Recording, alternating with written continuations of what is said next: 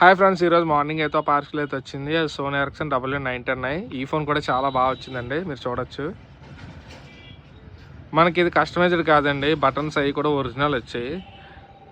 ఎందుకంటే చూస్తే తెలిసిపోద్ది మీకు. అంటే నేను బాగా చెక్ చేశాను, ఫోన్ అంతా బాగుంది, చాలా క్వాలిటీగా వచ్చింది.